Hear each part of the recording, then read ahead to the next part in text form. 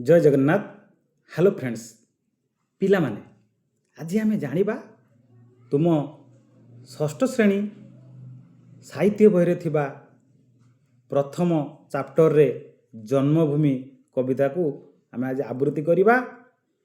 ता सहित तार माने जानिबा, कवि परिचय जानिबा एवं तार प्रश्न उत्तर अभ्यास कार्य करिबा।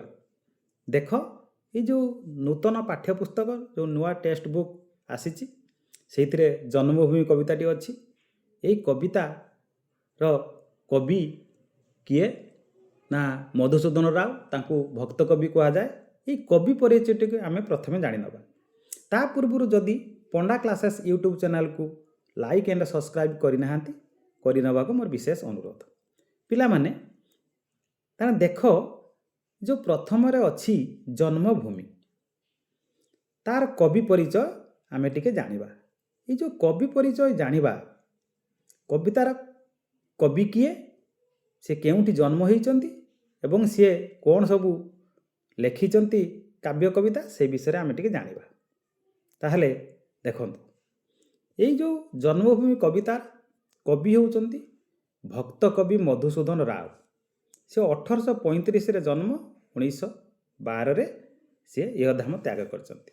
मधुसूदन राव को भक्त कवि भाव में से परिचित।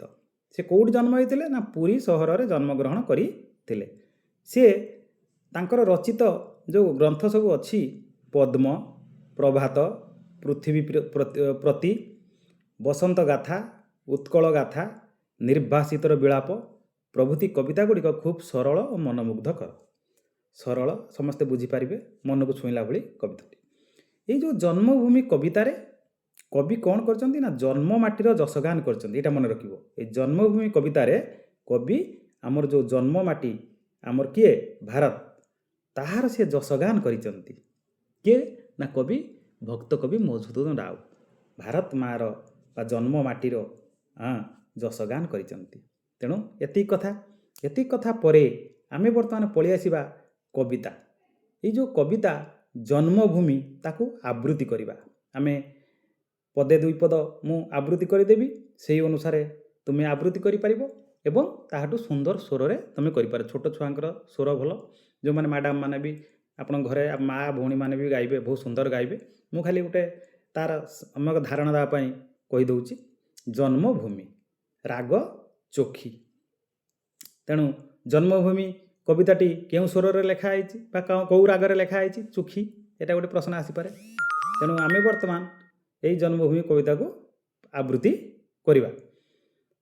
तुही माँ जन्म भूमि पवित्र भारत भूमि, तोहरी संतान आम्भे अटू सरबे, तोर श्री चरणे सेवा पाई मन प्राण देवा, गाइबा तोहर नाम आनंद रबे, तो आनंदे होइबा सुखी, कांदिबा दुखरे तोर होइण दुखी, धन्य महिमा तोहर नाही तार पटांतर, मस्तकरे हिमालय पर्वत बर, दुई पारु से जलधि ब्रह्मपुत्र सिंधु नदी, चरण रे विराजित महासागर, विंध्यगिरि बर कोटिरे, गंगा आदि केते नदी शुभे शरीरे, जनमिले तो कूल रे केते सुर वीर नरे, रामचंद्र भीष्म द्रोण कर्ण अर्जुन, महाकवि वेद व्यास वाल्मीकि कालिदास, गाइले पवित्र कंठे ତୋହରି ଗୁଣ ଚୈତନ୍ୟାଦି ମହାତ୍ମା ଜନେ ପ୍ରଚାରିଲେ ବିଭୁ ନାମ ଆନନ୍ଦ ମନେ କେତେ କେତେ ପୁଣ୍ୟବତୀ କେତେ ପତି ବ୍ରତା ସତୀ କେତେ ବୀର ନାରୀ କେତେ ବୀର ଜନନୀ ସମସ୍ତେ ତୋର ଦୁହିତା ପଦ୍ମିନୀ ସାବିତ୍ରୀ ସୀତା ଦୁର୍ଗାବତୀ ଆଦି କେତେ ବୀର ରମଣୀ ନମଇମା ଭକତି ଭରେ ଅଧମ କ୍ଷମ ସୁତ ତୋ ଚରଣରେ। ଧନ୍ୟବାଦ। ଏଇ ଯେଉଁ କବିତାଟି ଆମେ ରାଗ ଚୁଖି ଅନୁସାରେ ସ୍ୱରରେ ଆମେ ଆବୃତ୍ତି କରିବା ଏବଂ ଯେତେବେଳେ ଶିକ୍ଷକ ଆବୃତ୍ତି କରିବେ ପିଲାମାନେ ଶୁଣୁଥିବେ, ପୁଣି ପିଲାମାନେ ଆବୃତ୍ତି କରିବେ, ଅଭିନୟ କରିବେ, ଶୁଣିବେ, ମାନେ ଶିକ୍ଷକ ଶୁଣିବେ, ଏମିତି ଯେଉଁ ଦଳ ଦଳ ହୋଇକି ଚାଲିବ, ବହୁତ ସୁନ୍ଦର ଲାଗିବ। ଆମେ ଯଦି ବାରମ୍ବାର କବିତାଟାକୁ ପଢ଼ିକି ମୁଖସ୍ଥ କରିଦେବା, ଆଲୋଚନା କରିବା, ତାହେଲେ ଆମେ ବି ତା ଶବ୍ଦର କଥା ବୁଝିପାରିବା। ଆମେ ହୃଦୟରେ ଯଦି ନେବା ତାହେଲେ ବୁଝିପାରିବା। ବର୍ତ୍ତମାନ ଆମେ ଟିକେ ଆଲୋଚନା କରିବା ଏଇ ଯେଉଁ ଜନ୍ମଭୂମି ବିଷୟରେ ଆମେ ଟିକେ ଆଲୋଚନା କରିବା। ଜନ୍ମଭୂମି କିଏ? ଆମ ଜନ୍ମଭୂମିର ନାମ ହେଉଛି ଭାରତ। ତେଣୁ ତୁହି ମା ଜନ୍ମଭୂମି ପବିତ୍ର ଭାରତ ଭୂମି ତୋହରି ସନ୍ତାନ ଆମେ ଅଟୁ ସରବେ। ତୁହି ଏଇ ଯେଉଁ ଜନ୍ମଭୂମି ହେଉଛି ଆମର ଭାରତ, ସେ ହେଉଛି ପବିତ୍ର, ଏଟା ପବିତ୍ର ଧାମ ବୋଲି କୁହାଯାଏ। ତୋହରି ସନ୍ତାନ ଆମେ ଅଟୁ, ଯେତେ ସନ୍ତାନ ଭାରତରେ ଅଛୁ, ସମସ୍ତେ ନରନାରୀ ଅଛନ୍ତି, ମାନବ ଅଛନ୍ତି, ସମସ୍ତେ ମଣିଷ ଅଛନ୍ତି, ସବୁ ତୋର ସନ୍ତାନ। ତୋର ଶ୍ରୀଚରଣ ସେବା ପାଇଁ ମନ ପ୍ରାଣ ଦେବା, ତୋର ଚରଣର ସେବା କରିବା ପାଇଁ, ତୋର କଥା ବୁଝିବା ପାଇଁ ଆମର ମନ ପ୍ରାଣକୁ ଆମେ ନିବେଶ କରିବୁ, ଲଗାଇଦେବୁ, ଗାଇବୁ ତୋହର ନାମ ଆନନ୍ଦ। ତୋର ନାମକୁ, ତୋର ବିକାଶକୁ ସବୁବେଳେ ଆମେ ଆନନ୍ଦରେ ଗାଇ ବୁଲିବୁ। ତୋ ଆନନ୍ଦେ ହୋଇବୁ ସୁଖୀ, ମାନେ ତୋର ଆନନ୍ଦରେ ଆମେ ସୁଖୀ ହୋଇବୁ, ତୋ ଦୁଃଖରେ ଆମେ ଦୁଃଖୀ ହୋଇବୁ। ତୁ ଯେତେବେଳେ ବିକାଶ କରିବୁ, ତୋର ଉନ୍ନତି ହେବ ଦେଶରେ, ଆମେ ସୁଖୀ ହୋଇଯିବୁ। ତୋର ଅବନତି ହେଲେ ଆମେ ଦୁଃଖୀ ହେବୁ, ତୋ ଦୁଃଖରେ ଦୁଃଖୀ ହେବୁ। ତୋ କଥା ଆମେ ଭୁଲିବୁ ନାହିଁ। କାନ୍ଦିବା ଦୁଃଖରେ ତୋର ହୋଇନ ଦୁଃଖୀ, ତୋ ଦୁଃଖରେ ଦୁଃଖ ହୋଇ ଆମେ କାନ୍ଦିବୁ। ଦେଖ, ଧନ୍ୟ ମହିମା ତୋର ନାହିଁ ତାର ପଟାନ୍ତର, ମସ୍ତକରେ ହିମାଳୟ ପର୍ବତବର। ତୋର ମହିମା ଧନ୍ୟ, ତୋ ପ୍ରକୃତିର ଶୋଭା ଧନ୍ୟ, ତାର ପଟାନ୍ତର ନାହିଁ, ତାର କଳନା ନାହିଁ। ତେଣୁ ମସ୍ତକରେ ତୋର ମୁକୁଟ ସଦୃଶ ହିମାଳୟ ପର୍ବତ ଶୋଭା ପାଉଛି। ଦୁଇ ପାର୍ଶ୍ୱରେ ଜଳଧି ବ୍ରହ୍ମପୁତ୍ର ସିନ୍ଧୁ ନଦୀ। ତେଣୁ ଦୁଇ ପାର୍ଶ୍ୱରେ ଜଳଧି, ଯେଉଁ ଜଳଧି ଅଛି ସେ ହେଉଛି କ'ଣ? ଦୁଇଟା ପାର୍ଶ୍ୱରେ ମନେ ରଖୁଥିବେ, ପ୍ରଶ୍ନ ଉତ୍ତର ଅଛି। ବ୍ରହ୍ମପୁତ୍ର ଆଉ ସିନ୍ଧୁ ନଦୀ ଅଛି। କିଏ ଅଛି? ନା ବ୍ରହ୍ମପୁତ୍ର ଆଉ ସିନ୍ଧୁ ନଦୀ। ତେଣୁ ଦେଖ, ଏଇ ଯେଉଁ ଦୁଇ ପାର୍ଶ୍ୱରେ ଜଳଧି ଅଛି, ଗୋଟେ ହେଲା ବ୍ରହ୍ମପୁତ୍ର ଆଉ ଗୋଟେ ସିନ୍ଧୁ ନଦୀ। ଏଇ ଯେଉଁ ବ୍ରହ୍ମପୁତ୍ର କେଉଁଠି ଅଛି? ନା ଅରୁଣାଚଳ ପ୍ରଦେଶ ଆସାମ ଦେଇକି ପ୍ରବାହିତ ହେଇଛି ଏବଂ ବଙ୍ଗୋପସାଗରରେ ପଡ଼ିଛି। ତେଣୁ ବ୍ରହ୍ମପୁତ୍ର ନଦୀଟି ମନେ ରଖ କେଉଁଠି? ନା ବ୍ରହ୍ମପୁତ୍ର। ଏଇ ଯେଉଁ ନଦୀଟି ତୁମର ଅରୁଣାଚଳ ପ୍ରଦେଶ ଆସାମ ଦେଇକି ପ୍ରବାହିତ ହେଇ ବଙ୍ଗୋପସାଗରରେ ପଡ଼ିଛି। ତାପରେ ଆସିଲା ତ କ'ଣ? ନା ସିନ୍ଧୁ ନଦୀ। ଏଇ ଯେଉଁ ସିନ୍ଧୁ ନଦୀଟି ଲାଦାଖରୁ ପ୍ରବାହିତ ହୋଇ ପାକିସ୍ତାନ ଦେଇ ଆରବ ସାଗରରେ ପଡ଼ିଛି। ମନେ ରଖିବ। ହଁ, ଚରଣରେ ବିରାଜିତ ମହାସାଗର। ତାହେଲେ ଭାରତର ତୋର ଚରଣରେ, ଭାରତ ମାତା ତୋ ଚରଣରେ କିଏ ବିରାଜ କରିଛି? ମହାସାଗର। ଆମର ଯେଉଁ 7ଟି ମହାସାଗର ଅଛି, ତେଣୁ କିଏ? ପ୍ରଶାନ୍ତ ମହାସାଗର ସବୁଠୁ ବଡ଼, ଜାଣିଛ କି? ପ୍ରଶାନ୍ତ ମହାସାଗର ସବୁଠୁ ବଡ଼। ସେଇ ସାଗର ଗୁଡ଼ିକ ତା ଚରଣ ଧୋଇ ଦେଉଛନ୍ତି ଏବଂ ତା ଚରଣ ବିରାଜିତ ହୋଇଛନ୍ତି। କାହାର? ମାଙ୍କର, ଯେଉଁ ଭାରତ ମାତାର ଚରଣରେ ମହାସାଗର ଗୁଡ଼ିକ ବିରାଜିତ ହୋଇ ତା ପାଦ ଧୋଇ ଦେଉଛନ୍ତି। ଆଉ ବିନ୍ଧ୍ୟ ଗିରିବର କଟିରେ। ତେଣୁ କଟିରେ କିଏ ରହିଛି? ନା ବିନ୍ଧ୍ୟ ଗିରିବର ଅଛି। ବିନ୍ଧ୍ୟ ଗିରିବର ଯେଉଁ ପର୍ବତ, ତା କଟିରେ ତାର ଯେଉଁ କମର, ଆମର ଯେଉଁ ସେଇରେ ଶୋଭା ପାଉଛି। ଗଙ୍ଗା ଆଦି କେତେ ନଦୀ ଶୁଭେ ଶରୀରେ। ଗଙ୍ଗା ନଦୀ ପାଖରୁ ବିଭିନ୍ନ ନଦୀ ତା ଶରୀରରେ ଶୋଭା ପାଉଛି। ଦେଖ, ଏ ଯେଉଁ ପ୍ରଶ୍ନ ଅଛି, ଏଇ ବିନ୍ଧ୍ୟ ଗିରିବର କଟିରେ ଏଇ ଯେଉଁ ଦୁଇ ପାର୍ଶ୍ୱରେ ଜଳ ବ୍ରହ୍ମପୁତ୍ର ସିନ୍ଧୁ ନଦୀ ବିଷୟରେ ଅଛି। ଏଗୁଡ଼ା ସବୁ ଆପଣ ଅଭ୍ୟାସ କାର୍ଯ୍ୟରେ ପଡ଼ିବ। ଏଠି ଯାଇଛି ଗଙ୍ଗା ନଦୀ କେତେ ନଦୀ, ଏ କେତେ ନଦୀ ଲେଖିପାରିବ? ଗଙ୍ଗା, ବ୍ରହ୍ମପୁତ୍ର, ଗୋଦାବରୀ, ନର୍ମଦା, ଯମୁନା, କାବେରୀ, ମହାନଦୀ, ସୁବର୍ଣ୍ଣରେଖା ଇତ୍ୟାଦି ଯାହା ଲେଖିପାରିବ। ସେ କେତେ ଦେଇଛି ମାନେ ସବୁଆଡ଼େ ନଦୀ ଲେଖିବ। ତେଣୁ ଆପଣ ପିଲାମାନେ ତୁମେ ଲେଖିପାରିବ, ଭାବିକି ଲେଖିପାରିବ। ତାପରେ ଦେଖ, ଜନମିଲେ ତ କୂଳରେ କେତେ ସୁର ବୀର ନରେ। ତୋର କୂଳରେ କେତେ ସୁର ବୀର ସମସ୍ତେ ଜନ୍ମ ହେଇଛନ୍ତି ଏଠି। ରାମଚନ୍ଦ୍ର, ଭୀଷ୍ମ, ଦ୍ରୋଣ, କର୍ଣ୍ଣ, ଅର୍ଜୁନ। ରାମଚନ୍ଦ୍ର ଜାଣିଛ, ପ୍ରଭୁ ରାମଚନ୍ଦ୍ର ଅଯୋଧ୍ୟା ଦଶରଥଙ୍କର ନନ୍ଦନ। ସୀତାଙ୍କୁ ଜନକ ଋଷିର ସୀତାଙ୍କୁ ସେ ବିବାହ କରିଥିଲେ। ଆଉ ଭୀଷ୍ମ ଜାଣିଛ ଯେଉଁ ପିତାମହ କୁବେର ମାନେ ଯେଉଁ ନା କୁବେର ସରି କହୁଛି ପାଣ୍ଡବ ଆଉ କୌରବମାନଙ୍କର ପିତାମହ। ଆଉ ତୁମେ ଦ୍ରୋଣ ଜାଣିଛ ଆଉ ପାଣ୍ଡବ କୌରବଙ୍କର ଯେଉଁମାନେ ତାଙ୍କର ଦ୍ରୋଣ ହେଲେ ଗୁରୁ। କର୍ଣ୍ଣ ଜାଣିଛ ସେ ମହାଭାରତରେ ଯିଏ ଦୁର୍ଯ୍ୟୋଧନଙ୍କର ଥିଲେ ବନ୍ଧୁ ସଖା ସେ ହେଲେ କର୍ଣ୍ଣ ମହାଦାନୀ କର୍ଣ୍ଣ। ଅର୍ଜୁନ ଜାଣିଛ ତୃତୀୟ ପାଣ୍ଡବ କୁନ୍ତିପୁତ୍ର ଅର୍ଜୁନ। ଏମାନଙ୍କ କଥା ତୁମେ ସବୁ ଜାଣିଛ। ତେଣୁ ସେଇମାନେ ସବୁ ବୀରମାନେ ଜନ୍ମ ହୋଇଥିଲେ। ମହାକବି ବେଦବ୍ୟାସ ବାଲ୍ମୀକି କାଳିଦାସ ଗାଇଲେ ପବିତ୍ର କଣ୍ଠେ ତୋହରି ଗୁଣ। ଦେଖ ମହାକବି ବେଦବ୍ୟାସ ବେଦବ୍ୟାସ ହେଉଛି ଜଣେ ଋଷି ଦ୍ୱାପର ଯୁଗର ଜଣେ ଋଷି ବେଦବ୍ୟାସ। ସିଏ କ'ଣ କରୁଥିଲେ ନା ଆପଣ ଚାରି ବେଦର ସ୍ରଷ୍ଟା। ବେଦବ୍ୟାସ ହେଉଛି ଚାରି ବେଦର ସ୍ରଷ୍ଟା। ଯେଉଁ ଋକ୍ ଶ୍ୟାମ ଯଦୁରୁ ଅଥର ବେଦ ହେଉଛି ସ୍ରଷ୍ଟା। ଦ୍ୱାପର ଯୁଗର ଜଣେ ଋଷି ସିଏ ମହାଭାରତ ଆଉ ଶ୍ରୀମଦ୍ ଭଗବତ ଗୀତା ମଧ୍ୟ ସେ ରଚନା କରିଥିଲେ ଏଇ ବେଦବ୍ୟାସ। ତାପରେ ବାଲ୍ମୀକି କଥା ତୁମେ ଜାଣିଛ। ବାଲ୍ମୀକି ହେଉଛି ସଂସ୍କୃତ ଭାଷାର ରାମାୟଣ ରଚନା କରିଛନ୍ତି ବାଲ୍ମୀକି।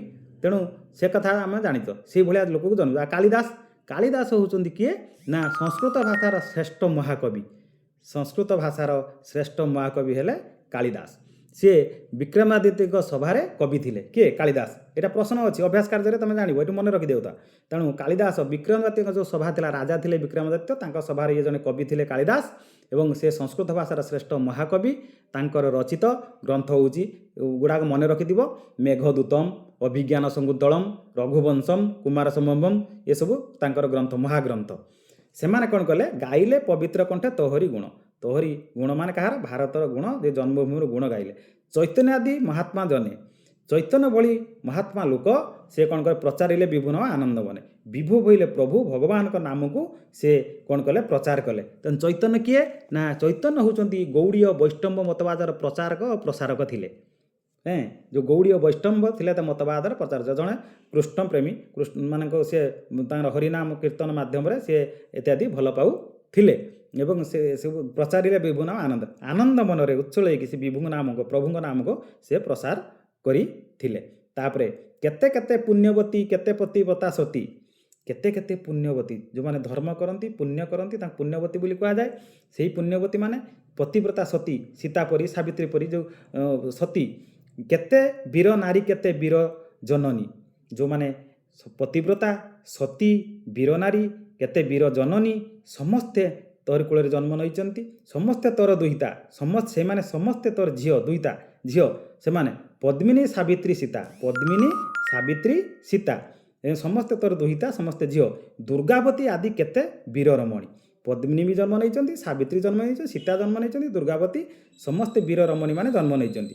ନମୟୀ ମା ଭକତି ଭରେ ଅଧମ ଅକ୍ଷମ ସୁତ ତୋ ଚରଣରେ। ଏଇ ଅଧମ ଅକ୍ଷମ ସୁତ ତୋର ପୁଅ ସୁତ ମାନେ ପୁଅ ତୋ ଚରଣରେ ତୋ ପାଦରେ ମୁଁ କ'ଣ କରୁଛି ଜୁହାର ହେଉଛି ଭକତି ଭରରେ ଜୁହାର ହେଉଛି। ତୁମେ ତୁ ବହୁତ ଧନ୍ୟ ମା ତୁ ଜନ୍ମଭୂମି ମୋ ଦେଶ ଭାରତ ବହୁତ ଧନ୍ୟ। ତେଣୁ ଦେଖନ୍ତୁ ପଦ୍ମିନୀ ବିଷୟରେ ଆମେ ଟିକେ ଜାଣିବା ଟିକେ ମନେ ରଖିଦେବା ପ୍ରଶ୍ନ ଅଛି ଏବେଠାରୁ ଆମେ ବୁଝି ଯାଇଥିବା। ପଦ୍ମିନୀ ହେଉଛି ଏବେ ଯେଉଁ ରାଜସ୍ଥାନ ରାଜ୍ୟ ଅଛି ସେ ରାଜସ୍ଥାନ ରାଜ୍ୟ ଯେଉଁ ମେୱାରର ରାଣୀ। ଇଏ ପଦ୍ମିନୀ ହେଉଛନ୍ତି ମେୱାରର ରାଣୀ। ସିଏ କ'ଣ କରୁଥିଲେ ନା ସୁଲତାନ ଶାସକଙ୍କୁ ତାଙ୍କୁ ଯେତେବେଳେ ସୁଲତାନ ଶାସନ କରୁଥିଲେ ସେ ତାଙ୍କ ରାଜ୍ୟରୁ ତାଙ୍କୁ ରକ୍ଷା କରିବା ପାଇଁ ଦେଶକୁ ରକ୍ଷା କରିବା ପାଇଁ ସେ ଲଢ଼େଇ କରିକି ଜଣେ ନାରୀ ହେଇକି ସେ ଲଢ଼େଇ ଜାରି ରଖିଥିଲେ ଏବଂ ତାଙ୍କୁ ପୁରା ଡରେଇକି ରଖିଥିଲେ ଡରଉଥିଲେ। ସେ ତାଙ୍କ ପଦ୍ମିନୀଙ୍କ ନାଁ ଶୁଣିଲେ ସେମାନେ ଡରି ଯାଉଥିଲେ। ଏବଂ ଏଇ ଯେଉଁ ସାବିତ୍ରୀ ଜାଣିଥିବ ସତୀ ସାବିତ୍ରୀ ପତିବ୍ରତା ନାରୀ ସାବିତ୍ରୀ ଓଷା ଆପଣ ମା ଭଉଣୀ ମା ମାନେ କରୁଛନ୍ତି। ସେଇ ଯେଉଁ ସାବିତ୍ରୀ ସେମାନଙ୍କ କଥା ଜାଣିଥିବ। ତେଣୁ ସେଇ ଏମିତି ତାଙ୍କର ଉପବାସ କଲେ ତାଙ୍କ ସ୍ୱାମୀକୁ ସେ ଯମରାଜ ପାଖରୁ ଫେରାଇ ଆଣିଥିଲେ। ତେଣୁ ସେଭଳି ସାବିତ୍ରୀ ଜନ୍ମ ହେଇଥିଲେ। ଆଉ ସୀତାଙ୍କ ଜାଣିଥିବ ଜନକଙ୍କ ଝିଅ ରାମ ମହାପ୍ରଭୁ ଶ୍ରୀ ରାମଚନ୍ଦ୍ରଙ୍କର ପତ୍ନୀ ଜାଣିଥିବ। ଆଉ ଦୁର୍ଗାବତୀ ହେଉଛନ୍ତି ଏଇଟା ନାଁ ବୋଧେ ନୂଆ ଶୁଣୁଥିବ କି ଜାଣିଥିବ ଇଏ ଜଣେ ରାଣୀ ଥିଲେ। ଦୁର୍ଗାବତୀ ଜଣେ ରାଣୀ ଥିଲେ। ଗଣ୍ଡ ରାଜାଙ୍କୁ ସେ ବିବାହ କରିଥିଲେ। ତାଙ୍କ ସ୍ୱାମୀଙ୍କର ମୃତ୍ୟୁ ପରେ ମୁଗଲ ସାମ୍ରାଜ୍ୟ ବିରୁଦ୍ଧରେ ସେ ଲଢ଼େଇ ଜାରି କରିଥିଲେ ଏବଂ ସେ ଜଣେ ଟ୍ରାଇବାଲ ଇଏରେ ଜଣେ ଲୋକ। ତେଣୁ ହେଇକି ମଧ୍ୟ ସିଏ ମଧ୍ୟ କ'ଣ କରୁଥିଲେ ଜଣେ ଭଲ ସ୍ୱାଧୀନତା ସଂଗ୍ରାମୀ ଥିଲେ। ଏଇମାନେ ସବୁ ସ୍ୱାଧୀନତା ସଂଗ୍ରାମୀ ଥିଲେ। ଏମାନେ ଦେଶକୁ ରକ୍ଷା କରିବା ପାଇଁ ତାଙ୍କର ଜନ୍ମଭୂମିକୁ ରକ୍ଷା କରିବା ପାଇଁ ଦୁର୍ଗାବତୀ ପଦ୍ମିନୀ ମଧ୍ୟ ଚେଷ୍ଟା କରିଥିଲେ ଲଢ଼େଇ କରିଥିଲେ। ତାପରେ ଏଇଟା ଯେଉଁ ଅଛି କେବେ ନା କେଉଁଠି ଅଛି ନା ଏଇଟା ଯେଉଁ ମଧ୍ୟପ୍ରଦେଶରେ ବର୍ତ୍ତମାନ ଦୁର୍ଗାବତୀ ଏଇ ଯେଉଁ ଜିନିଷଟା ଘଟଣାଟା ଆପଣଙ୍କର ମଧ୍ୟପ୍ରଦେଶର ବହୁତ ତାଙ୍କୁ ସମ୍ମାନ ଦିଅନ୍ତି ଏବଂ ତାଙ୍କର ବଳିଦାନ ଦିବସ ଗୋଟେ ପାଳନ କରାଯାଏ ଜୁନ୍ 24 ତାରିଖ।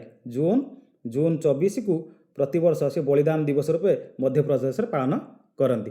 ଏବଂ ସିଏ ଏମିତି ହେଇଥିଲେ, ଦେଖ ଏଇ ଯେଉଁ ଦୁର୍ଗାବତୀ ଏମିତି ଜଣେ ନାରୀ ଥିଲେ, ବା ସିଏ କ'ଣ କରୁଥିଲେ ନା ସିଏ କହିଥିଲେ ଇଂରେଜମାନେ ନା ତାଙ୍କୁ କହିଥିଲେ ତାଙ୍କୁ ସରେଣ୍ଡର କର, ସରେଣ୍ଡର ଯଦି କରିବେ ତେଣୁ ସିଏ କ'ଣ କରୁଥିଲେ ନା ଆମେ ତୁମକୁ ଛାଡ଼ିଦେବୁ, ସରେଣ୍ଡର କଲେ ଆମେ ଛାଡ଼ିଦେବୁ। କିନ୍ତୁ ସିଏ ସରେଣ୍ଡର କରିନଥିଲେ। ସିଏ କ'ଣ କରୁଥିଲେ ନା ମୋଗଲ ସାମ୍ରାଜ୍ୟ କହିଲା ଯେ ତମେ ସରେଣ୍ଡର କରେ ଆମେ ତୁମକୁ ଛାଡ଼ିଦେବୁ। ଇଏ କିନ୍ତୁ ସରେଣ୍ଡର ନ କରିକି ନିଜକୁ ଆତ୍ମବଳି ଦେଇଥିଲେ, ନିଜକୁ ସୁସାଇଡ୍ କରିଦେଇଥିଲେ। କିଏ? ଦୁର୍ଗାବତୀ। ଦେଖନ୍ତୁ ଦେଶ କହିଲେ ନା ମୁଁ ବୀର ସନ୍ତାନ, ଆମ ବୀରାଙ୍ଗନା, ମୁଁ ହେଉଛି ଜଣେ ବୀର ନାରୀ, ମୁଁ କେବେ ସରେଣ୍ଡର କରିବି ନାହିଁ, ବରଂ ମୁଁ ନିଜେ ମରିଯିବି, ଏବେ ସରେଣ୍ଡର କରିବି ନାହିଁ। ତାଙ୍କର ଏଇ ଜନ୍ମଭୂମି ପାଇଁ ସେ ବଳିଦାନ ଦେଇଥିଲେ। ଏହି କଥାକୁ ସୁନ୍ଦର ଭାବେ ବର୍ଣ୍ଣନା କରିଛନ୍ତି କବି। ତେଣୁ ସେ କହୁଛନ୍ତି ତୋ ଏଇ ଜନନୀ ଜନ୍ମଭୂମି ସ୍ୱର୍ଗଦପି ଗରିଅସି। ତେଣୁ ଜନନୀ ଆମର ଜନ୍ମଭୂମି ମା ଭାରତ ମାତା ବହୁତ ବଡ଼, ତୋର ପ୍ରକୃତିର ଶୋଭା, ତୋର ନରନାରୀ, ତୋର ସବୁ ଯାହା ଅଛି ଖାଦ୍ୟ ଆହାର ବସ୍ତ୍ର ବାୟୁ ପବନ ସବୁ ତୋର, ତୁ ଆମକୁ ଦେଇଛୁ, ବଢ଼େଇଛୁ, ଲାଳନ ପାଳନ କରୁଛୁ। ତୋରି ପାଇଁ ଆମେ ଆଜି ଏଇ ଯାହା ଗୁଣ ଯାହା କରୁଛୁ ତୋରି ପାଇଁ, ତୁ ଆମ ପାଇଁ କରୁଛୁ, ଆମେ ତୋ ପାଇଁ କରିମୁ। ତେଣୁ ଏଇ କଥାଟି ସେ କହୁଛନ୍ତି, କହିକି ଆମେ ଏଇଟା ଜାଗ୍ରତ କରୁଛନ୍ତି। ଲୋକ ପିଲାମାନେ ଏ କ'ଣ ଶିଖିବେ ନା ଜନ୍ମଭୂମି ପ୍ରତି ତାଙ୍କର ଆଦର ଆସିବ, ସ୍ନେହ ଶ୍ରଦ୍ଧା ବଢ଼ିବ, ଜନ୍ମଭୂମିକୁ ସେ ଭଲ ପାଇବେ। ଏବଂ ତାପରେ ଆମେ ଆସିଯିବା କ'ଣ କବି ପରିଚ୍ଛଦ ଯାଇଛି, ଆମେ ଆସିଯିବା ଅଭ୍ୟାସ କାର୍ଯ୍ୟକୁ। ପାଠ ଅନ୍ତର୍ଗତ ଆସ ଆମେ କି କବିତା ଉପରେ ସଂକ୍ଷିପ୍ତ ଆଲୋଚନା କରିବା। ମୋ ବୁଝିବାରେ କ'ଣ ଅଛି, ନିମ୍ନଲିଖିତ ପ୍ରଶ୍ନଗୁଡ଼ିକ ଠିକ୍ ଉତ୍ତର ପାଖରେ ତାରା ବା ଷ୍ଟାର ଚିହ୍ନ ଦିଅ। ମୁଣ୍ଡ ଶବ୍ଦ ପାଇଁ କବିତାରେ କେଉଁ ଶବ୍ଦ ବ୍ୟବହାର କରାଯାଇଛି? ମୁଣ୍ଡ ଶବ୍ଦ ପାଇଁ ଏଠି ଦେଇଛି ଚରଣ ଦେଇଛି, ଏଠି ଦେଇଛି କୋଳ ଦେଇଛି, ମସ୍ତକ ଦେଇଛି, କଣ୍ଠ ଦେଇଛି। ମୁଣ୍ଡ କହିଲେ କ'ଣ ପିଲାମାନେ ଜାଣିପାରୁଛ, ମସ୍ତକ। ଏଇଠି ତେଣୁ ଆମେ କ'ଣ କରିବା ନା ଷ୍ଟାର ଚିହ୍ନଟି ଦେଇଦେଲେ ଆମର କାମଟି ଶେଷ। ତାପରେ 2 ନମ୍ବରକୁ ଯିବା। ଜନ୍ମଭୂମି କବିତାରେ ମୁଖ୍ୟତଃ ହିମାଳୟର ବର୍ଣ୍ଣନା କରାଯାଇଛି, ନା ବୀର ରମଣୀଙ୍କ କଥା କୁହାଯାଉଛି, ନା ଭାରତ ମାତାର ଯଶଗାନ କରାଯାଇଛି, ନା ମହାସାଗର ବିଷୟ ଧାରଣା କରାଯାଇଛି? ଇଏ ତ ସବୁ ହେଇଛି, କିନ୍ତୁ ସବୁ ଭିତରେ ଏଗୁଡ଼ା ଭାରତ ମାତା ଭିତରେ ଅଛି। ତେଣୁ ଭାରତ ମାତା ବିଷୟରେ ଆଲୋଚନା କରାଯାଇଅଛି। ତେଣୁ ଆମେ ଏଇଠି ଷ୍ଟାର ଚିହ୍ନଟି ଦେଇଦେଲା ପରେ ତାପରେ 6 ନମ୍ବର, ଉକ୍ତ ଉତ୍ତର ଗୁଡ଼ିକ କାହିଁକି ବାଛିଲ ତାହାର କାରଣ ତୁମ ସାଙ୍ଗମାନଙ୍କ ସହ ଆଲୋଚନା କର। କାହିଁକି ଏଇ ଉତ୍ତର ଗୁଡ଼ିକ ବାଛିଲ ନା କବିତାରେ ଦେଇଛି, ଆମେ ବି ଉପଲବ୍ଧି କଲୁ, ସେ କଥା ଆଲୋଚନା କରିବ ଆଉ ଟିକେ ମନେ ରଖିବା ପାଇଁ। ମିଳିମିଶି ଯୋଡ଼ିବା। ଦେଖ ଏଇ ଯେଉଁ ମିଳିମିଶି ଯୋଡ଼ିବା ଲେଖା ହେଇଛି, ସେଇ ମିଳିମିଶି ଯୋଡ଼ିବା କବିତାରେ କେତେକ ଶବ୍ଦ ତାର ଭାବାର୍ଥ ନିମ୍ନରେ ଦିଆଯାଇଛି। ଦଳରେ ଆଲୋଚନା କରି ପ୍ରତ୍ୟେକ ଶବ୍ଦ ସହ ଖାପ ଖାଉଥିବା ଭାବାର୍ଥକୁ ଗାର ଟାଣି ଯୋଡ଼। ତୁମେ ଅଭିଧାନ, ଇଣ୍ଟରନେଟ୍ ବା ନିଜ ଶିକ୍ଷକଙ୍କର ସହାୟତା ନେଇପାରିବ। ଘରେ ବାପା ମା ସମସ୍ତଙ୍କର ନେଇପାରିବ, ଅସୁବିଧା କିଛି ନାହିଁ। ତେଣୁ ଏଠି ଶବ୍ଦ ଗୁଡ଼ାକ ଲେଖା ହେଇଛି, ଏଠି ତାର ଭାବାର୍ଥ ଦିଆଯାଇଛି। ତେଣୁ ଆମେ ଯଦି କବିତାଟାକୁ ଭଲ ଭାବେ ବୁଝିଥିବା, ତେଣୁ ୟାର ଆମେ ଶବ୍ଦାର୍ଥ ଭାବାର୍ଥ କରିପାରିବା। ଏଠି ଦେଇଛି ହିମାଳୟ ଯେଉଁ ପ୍ରଥମରେ ଦେଲା, ଏଇ ଯେଉଁ ହିମାଳୟ, ତେଣୁ ହିମାଳୟ ସହିତ କାହାକୁ ଆମେ ଯୋଡ଼ିବା? ହିମାଳୟ ସହିତ ଦେଖିବା ଭାରତର ଉତ୍ତର ସୀମାରେ ବ୍ୟାପି ରହିଥିବା ପର୍ବତମାଳା, ଏଇଟା ଯୋଡ଼ିବା। ତାକୁ ଏକକୁ 10 ସହିତ ଯୋଡ଼ିବା। ତାପରେ ଦେଇଛି ବ୍ରହ୍ମପୁତ୍ରକୁ କାହା ସହିତ ଯୋଡ଼ିବା? ନା ମୁଖ୍ୟତଃ ବ୍ରହ୍ମପୁତ୍ରକୁ ଆମେ ଏଇଠି ଗାର ଟାଣିଦେବା, ବ୍ରହ୍ମପୁତ୍ର ତ 8 ସହିତ। ନା ମୁଖ୍ୟତଃ କ'ଣ ହେବ? ଅରୁଣାଚଳ ପ୍ରଦେଶ ଆସାମ ଦେଇ ବହିଯାଇଥିବା ନଦୀ, ଯାହାକି ଶେଷରେ ବଙ୍ଗୋପସାଗରରେ ମିଶିଛି। ତାପରେ ଦ୍ରୋଣକୁ ଆମେ କାହା ସହିତ ଯୋଡ଼ିବା? ଦ୍ରୋଣ ହେଉଛି 7 ସହିତ ଯୋଡ଼ିବା। କୌରବ ପାଣ୍ଡବଙ୍କର ଗୁରୁ। କିଏ? ଦ୍ରୋଣ ହେଲେ କୌରବ ପାଣ୍ଡବଙ୍କର ଗୁରୁ। ତାପରେ ଆସିଗଲେ 4ରେ ସୀତା। ଏଇ ଯେଉଁ ସୀତାକୁ କାହା ସହିତ ଯୋଡ଼ିବା? ସୀତାକୁ ଯୋଡ଼ିବା ହେଉଛି ଆପଣ ଦେଖନ୍ତୁ 6 ନମ୍ବର ସହିତ। 6 ନମ୍ବର କିଏ ଅଛି? ଜନକ ରାଜାଙ୍କ ଦୁହିତା ବା ଝିଅ, ପ୍ରଭୁ ଶ୍ରୀରାମଙ୍କର ଧର୍ମ ପତ୍ନୀ। এইটাକୁ ଯଦି ମନେ ରଖିଦେବ ତୁମେ ଢେର ପ୍ରଶ୍ନ ଉତ୍ତର କରିପାରିବ, ଯାହା ୟା ପରେ ଯେଉଁ ଅଭ୍ୟାସ ଆସିବ ବି କରିପାରିବ। ତାପରେ ଦେଖ ଗଙ୍ଗାକୁ ଆମେ କାହା ସହିତ ଯୋଡ଼ିବା? ଗଙ୍ଗାକୁ ଆମେ ଯୋଡ଼ିବା 5କୁ 2 ସହିତ ଯୋଡ଼ିବା। ଭାରତର ଦୀର୍ଘତମ ପବିତ୍ର ନଦୀ, ଏ ସହିତ ଗଙ୍ଗାକୁ ଏଇ 2 ସହିତ ଯୋଡ଼ିବା। ତାପରେ ଚୈତନ୍ୟକୁ କାହା ସହିତ ଯୋଡ଼ିବା? ଚୈତନ୍ୟକୁ ଦେଖନ୍ତୁ 4 ସହିତ ଯୋଡ଼ିବା। ଚୈତନ୍ୟ ହେଉଛି ଗୌଡ଼ୀୟ ବୈଷ୍ଣବ ମତବାଦର ପ୍ରଚାରକ ପ୍ରସାରକ ଥିଲେ, ଏହା ସହିତ ଆମେ ଯୋଡ଼ିବା। ତାପରେ ଆସିଗଲା ପଦ୍ମିନୀକୁ କାହା ସହିତ ଯୋଡ଼ିବା? 7କୁ 5 ସହିତ ଯୋଡ଼ିବା। ପଦ୍ମିନୀ ହେଉଛନ୍ତି ମେୱାରର ରାଣୀ ଓ ବୀର ରମଣୀ, ତାଙ୍କ ସହିତ ଯୋଡ଼ିବା। ତାପରେ 8ରେ ଆସିଲା ଅର୍ଜୁନକୁ କାହା ସହିତ ଯୋଡ଼ିବା? ଅର୍ଜୁନକୁ ଯୋଡ଼ିବା କାହା ସହିତ? ନା ଆମେ ଦେଖନ୍ତୁ ତୃତୀୟ ପାଣ୍ଡବ ସହିତ ଯୋଡ଼ିବା। ଏଠି ଅର୍ଜୁନ ଦେଇଛନ୍ତି, ଏଠି ଅର୍ଜୁନ ଅଛି 8ରେ, ଆମେ ଏକୁ ନେଇକି ଏକ ସହିତ ଯୋଡ଼ିବା ତୃତୀୟ ପାଣ୍ଡବ ସହିତ ଯୋଡ଼ିବା। ତାର ଯେମିତି ଯୁଧିଷ୍ଠିର, ଭୀମ, ଅର୍ଜୁନ, ନକୁଳ, ସହଦେବ, ତେଣୁ ତୃତୀୟରେ ହେଲା ତୃତୀୟ ପାଣ୍ଡବ ମାନେ ତୃତୀୟରେ ଜନ୍ମ ହେଇଛନ୍ତି ସିଏ 3 ନମ୍ବର।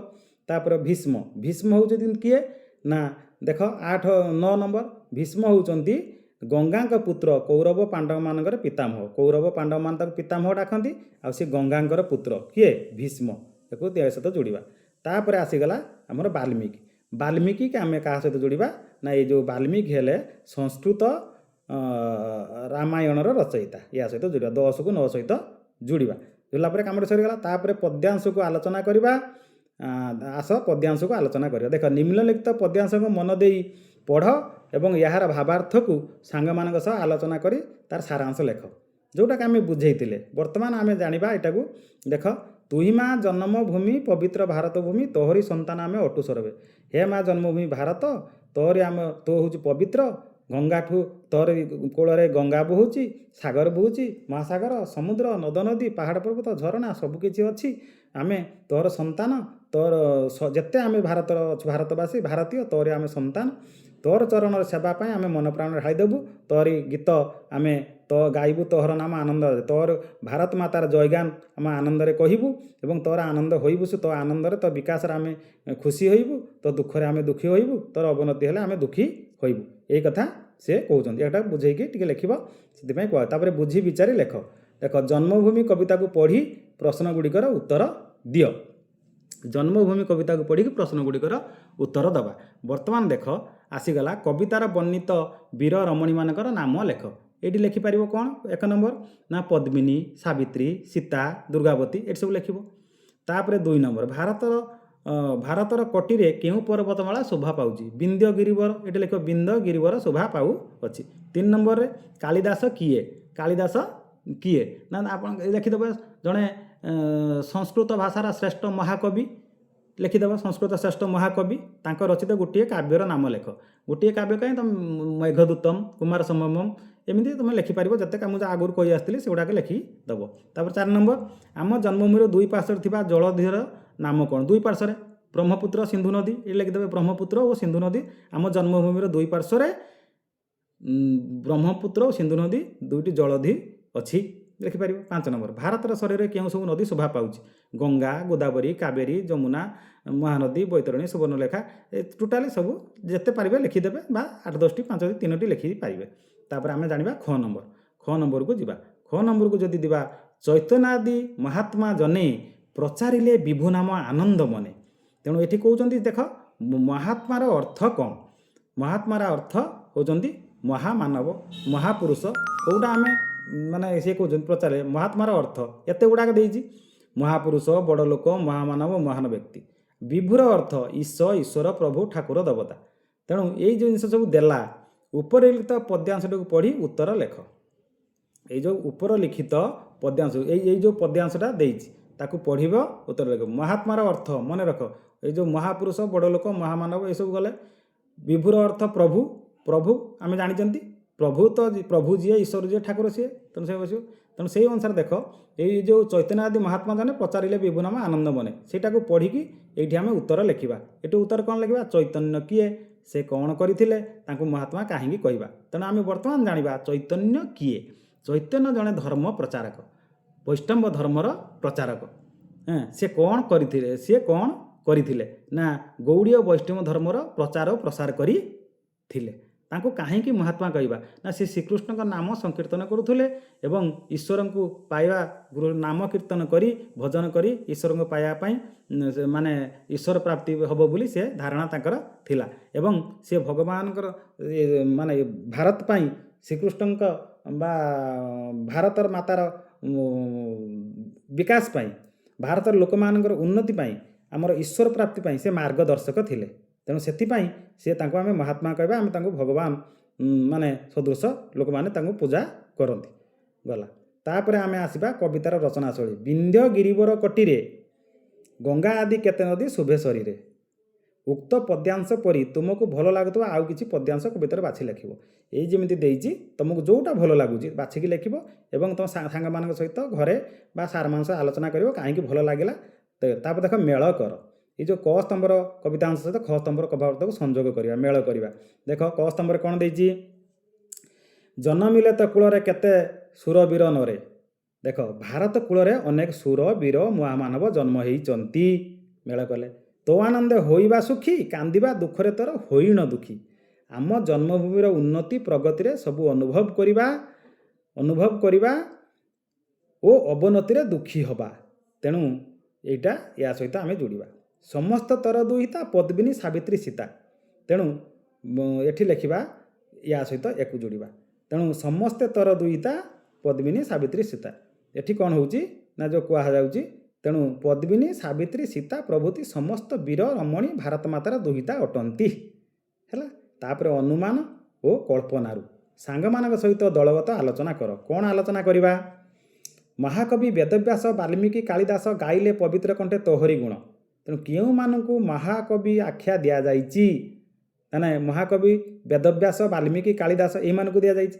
ସେମାନଙ୍କ ଲିଖିତ ଗ୍ରନ୍ଥର ନାମ ଉଲ୍ଲେଖ କର। ସେମାନେ ଯାହା ଯାହା ଲେଖିଛନ୍ତି, ମାନେ ବେଦବ୍ୟାସ ବାଲ୍ମୀକି କାଳିଦାସ।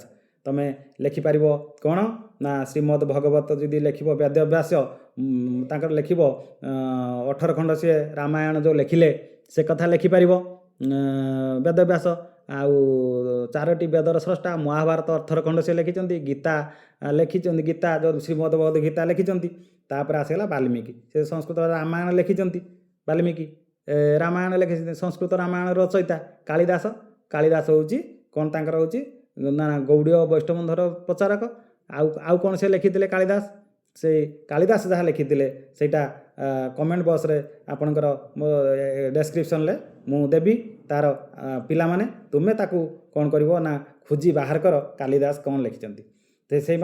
ସେମାନଙ୍କ ପବିତ୍ର ଗ୍ରନ୍ଥର ନାମ ଉଲ୍ଲେଖ କରିବ। ତେଣୁ ସେହିପରି ଏ ଯେଉଁ ଗଲେ କାଳିଦାସ ସେ ଯେଉଁ ମହାକବି, ତେଣୁ ସେ ବିକ୍ରମାଦିତ୍ୟଙ୍କ ସଭାର ତାଙ୍କର ରଚିତ ମେଘଦୂତମ୍, ମୁଁ ଏଇଟା କହିଦେଇ ଆସିଥିଲି ଆଗରୁ। ଏଇ ଯେଉଁ କାଳିଦାସଙ୍କ ବିଷୟରେ ଆଗରୁ କହିଥିଲି, ପୁଣି ଆଉଥରେ ବି କହିଦେଉଛି। ସେ ମେଘଦୂତମ୍, ଅଭିଜ୍ଞାନ ଶକୁନ୍ତଳମ୍, ରଘୁବଂଶମ୍, କୁମାର ସମ୍ଭବମ୍ ଇତ୍ୟାଦି ଲେଖିଥିଲେ। ତେଣୁ ଏମାନଙ୍କୁ ସରିଗଲା।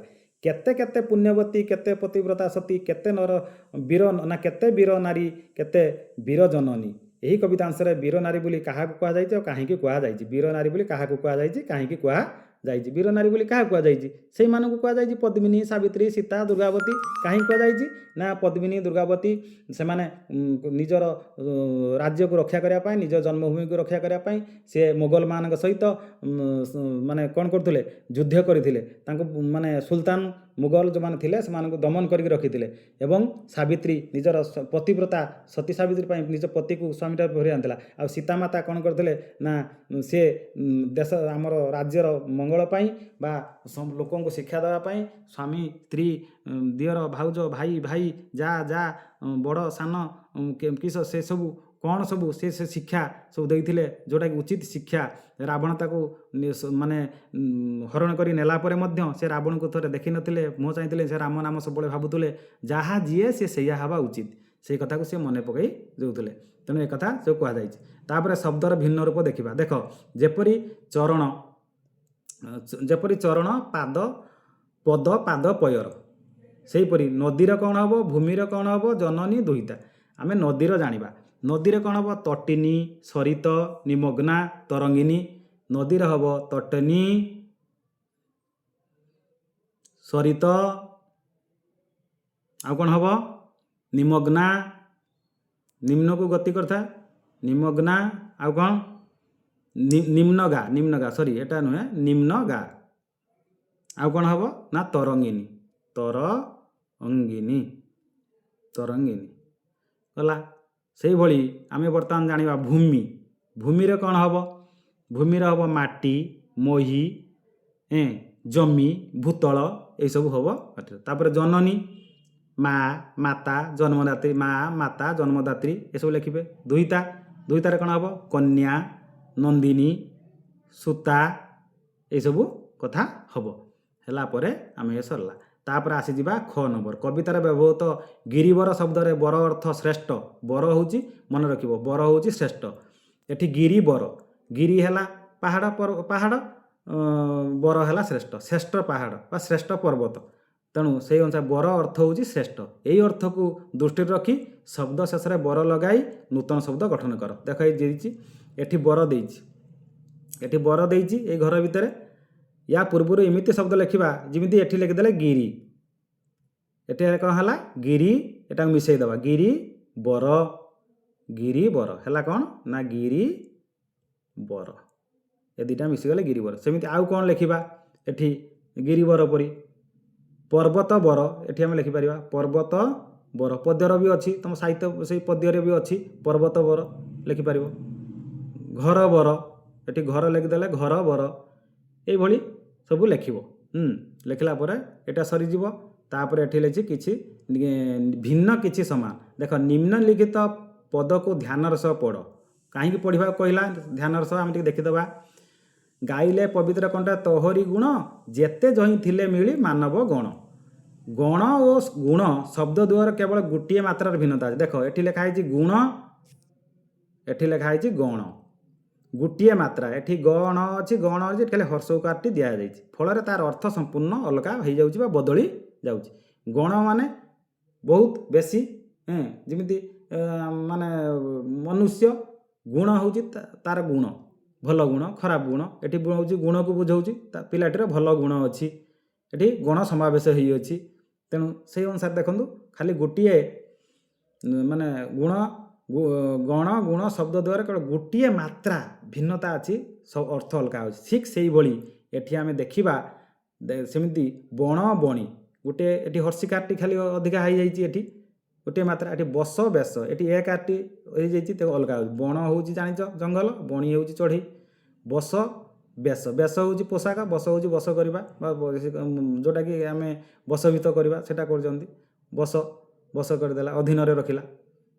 ତେଣୁ ଏଭଳି ଗୋଟିଏ ମାତ୍ରାରେ ବି ସବୁ ଚେଞ୍ଜ ହେଇଯିବ। ତେଣୁ ସବୁବେଳେ ଇଏକୁ ଲକ୍ଷ୍ୟ ଦେବ ଯେମିତି ମାତ୍ରା ମାନେ ଠିକ୍ ରୁହେ, କିଛି ଏପଟେ ଏକାର ହର୍ଷୁକାର ଦୀର୍ଘକାର ଏପଟ ସେପଟ ହେବ ନାହିଁ, ଭଲସେ ପଡ଼ିବ। ତେଣୁ ପାଠ ବାହାରୁ ଏଗୁଡ଼ାକ ସବୁ ଦେଖିନେବ, ସେ ଦେଖିକି ସେଇ ଅନୁସାରେ କରିବ। କଲା ପରେ ଆମେ ଜାଣି ଦେଖନ୍ତୁ ଏଇଟା ସବୁ ଦେଇଛି ଶବ୍ଦ ସାରଣୀରେ ଖୋଜି ଖାତାରେ ଲେଖିବ। ସେଥିମଧ୍ୟ କେତେକ ରାଜ୍ୟରେ ପ୍ରବାହିତ, ତାର ରାଜ୍ୟରେ ନଦୀ ଗୁଡ଼ିକ ରାଜ୍ୟରେ ପ୍ରବାହିତ ହେଉଛି। ମହାନଦୀ, ଏଇ ଯେ ସାଙ୍ଗେ ସାଙ୍ଗେ ଗୋଟେ ମିଳିଗଲା ଦେଖନ୍ତୁ ମହାନଦୀ, ସେଇଭଳି ଦେଖିବ। କାବେରୀ ଏମିତି ସବୁ ଆସିଯିବ। ଗୋଦାବରୀ ଇଏ ଗୋଟେ ଏମିତି ସବୁ ଦେଖିବ। ନର୍ମଦା ଏମିତି ଆସିବ, ନର୍ମଦା ଆସିଯିବ। ସେଇଭଳି ସବୁ କରିବ। ଏଗୁଡ଼ା କଲେ ତୁମର ଭଲ ପ୍ରାକ୍ଟିସ୍ ହେବ। ତେଣୁ ଏଇଭଳି କାର୍ଯ୍ୟ କର। ବହୁତ ବହୁତ ଧନ୍ୟବାଦ। ଜୟ ଜଗନ୍ନାଥ, ନମସ୍କାର।